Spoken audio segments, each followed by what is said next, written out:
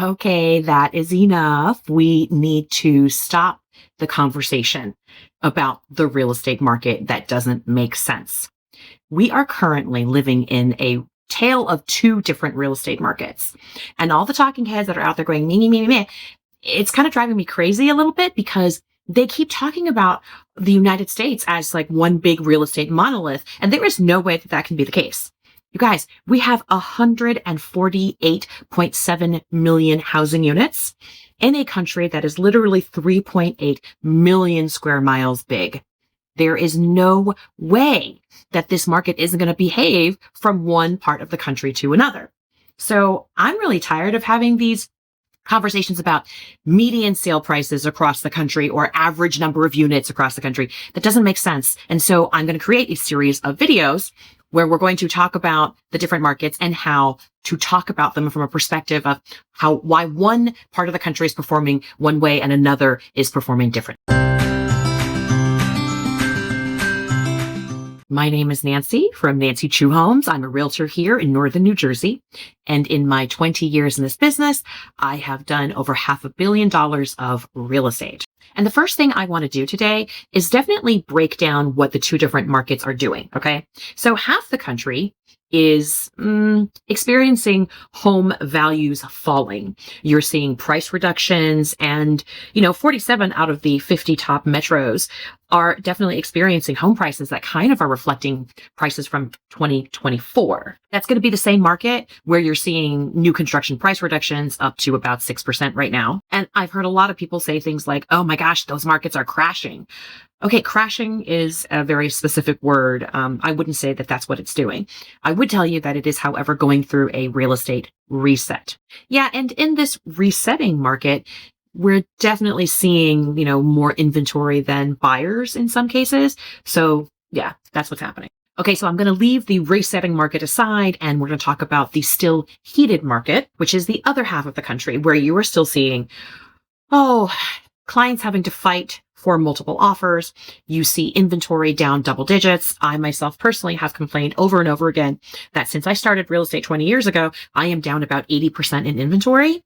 By comparison, the past 20 years, we've seen these prices sort of grow and go a little bit crazy, and they're still kind of elevated. Okay, just to give you guys a little bit of a background so that we can talk about regions, the currently resetting markets tend to be the Sunbelt, right? So that's why you hear a lot of price reductions happening in Florida, Arizona, Texas, etc. Compared to the heated markets, which right now are primarily the Midwest and the Northeast. So I want to spend today's focus on this video on inventory because these two different regions, the Midwest and the Northeast versus the Sunbelt, they behaved very differently in how they managed inventory. You have to remember that in the Sunbelt, as well as like the West, inventory was something that people craved during COVID because people just wanted homes of their own. And there was a lot of building in these markets. These are markets where there is enough land to build. And I would tell you the regulations are a little less strict. So builders looked at this and said, hey, this is the hottest of hot markets, right? You have to remember a lot of the pricing growth just skyrocketed in some of these markets because they were sort of low to begin with. And as folks were being priced out of the Midwest and the Northeast, they were turning their attention, especially because they were able to often work remotely during COVID. They were turning their attention to where they could move in the country where they could actually afford a really nice home, and especially new construction homes. So that's why you were seeing such like price, increases in those hot markets of the Sunbelt and the West. And honestly, builders were like, let's go there, let's make money. And they did for quite a bit for several years. But now we do have what essentially is an overbuild of inventory in some ways. And too much inventory does do one thing, especially new construction inventory. We know that new construction inventory has a tendency to sort of depress the inventory that is older than it. because if new construction sets the rate for new house pricing, then your existing current homes can't really, it's very hard for it to sort of surpass the price of new construction. So a ton of new construction depresses existing home prices. Now, I think those markets, the resetting markets, they really did invite a lot of people. They took in a lot of retirees from across the country. They took in folks who thought, oh, we're going to work remotely from now on. Let's go live in this really cool area. And I think in general, it also took in folks who were looking for second homes because the weather tends to be really great in those places. The cost of living is nice.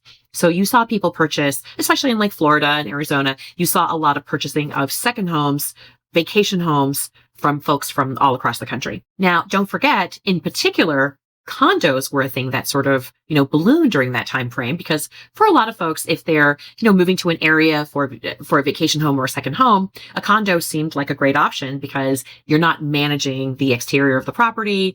Oftentimes they're gated communities, so they feel like, hey, someone's always keeping an eye on your home. Unfortunately, for a lot of folks, this didn't end up being the best idea. Number one, I would tell you that they thought, oh, Florida sounds great. Let's go retire. Love that. Oh gosh, the insurance went crazy because of natural disasters. And all of a sudden they're thinking, oh, I don't know that I want to be here anymore.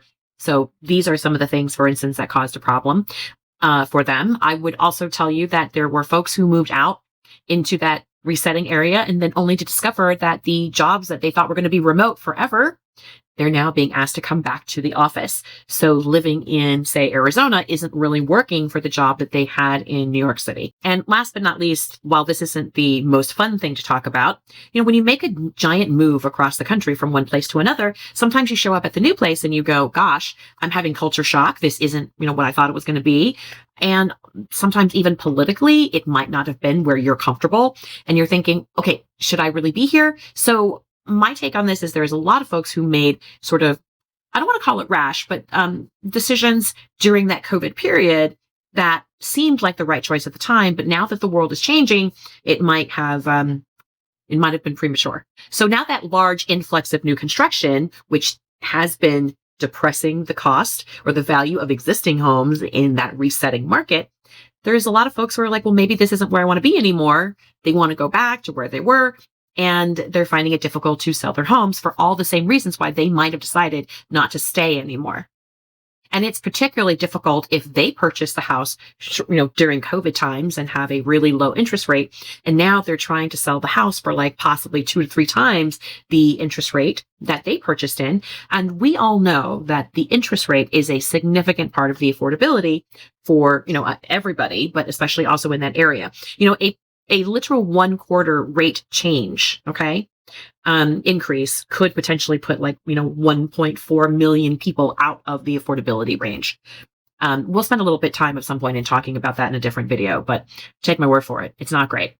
And what that sort of equates to is a 1% rate hike in interest rate can literally take out 10% of the current buyer pool. And don't forget, we were at 2 and 3%, and now we're at over 6%. So yeah, we're talking a significant portion of the buyer pool got taken out.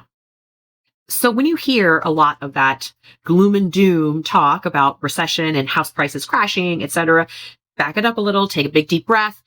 It isn't necessarily a crash. We're not there yet, but we are definitely talking about a resetting. As long as house prices sort of slow down in terms of their growth, and wages continue to grow at that 3%, 3 to 4% a year, at some point, that's going to be good. That's what the reset is, right? We're hoping that people's wages will grow enough that it'll offset, and as long as home prices don't increase too much, it'll offset that affordability challenge. And that would be a fabulous thing if we could reset our market in the Sunbelt and in the West over the next, 3 to 5 years.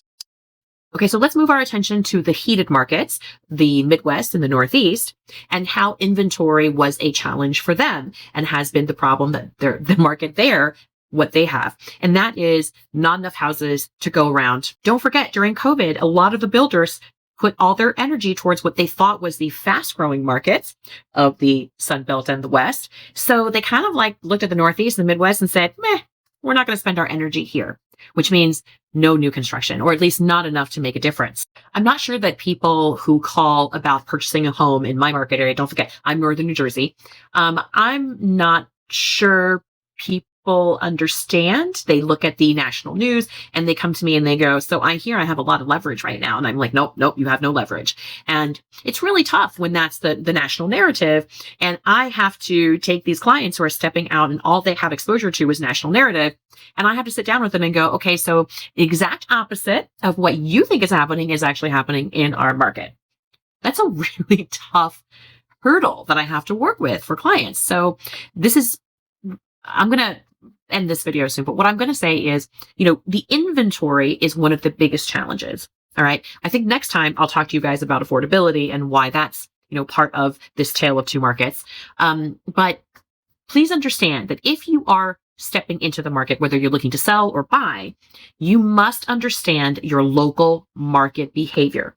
Okay. Let's not even talk about the fact that the national behavior, and then there's like two different types. So there's the heated market, there's the resetting market, but your local market is going to be very specific, and it can really vary from town to town that are even like a couple of miles apart from each other. It just sort of depends on the town and all of those desirability factors that we were talking about. So please find yourself a local realtor, ask the questions. There's a handful of questions I want you to ask about. What is the current day on market? Does that realtor talk about house prices in relationship to condition? Because that's going to make a huge difference. What percentage of homes are currently going over in multiple offers? Can your realtor tell the difference when a house is priced, according to its actual market value, or whether it's priced well below that in order to garner multiple offers? These are all questions that you should be asking. And I'm going to tell you that if your realtor doesn't know, then you are asking the wrong realtor. Okay. All right. Thank you so much for listening to me. Next time, we'll talk a little bit about affordability and the tale of these two markets. I look forward to speaking to you guys. And of course, as you know, please like, comment, subscribe. This is super helpful for us getting information out to other folks. And if you once again need help in the New Jersey real estate market, you can always reach us below. Information is in the captions. All right. Thanks so much. I'll talk to you guys next week.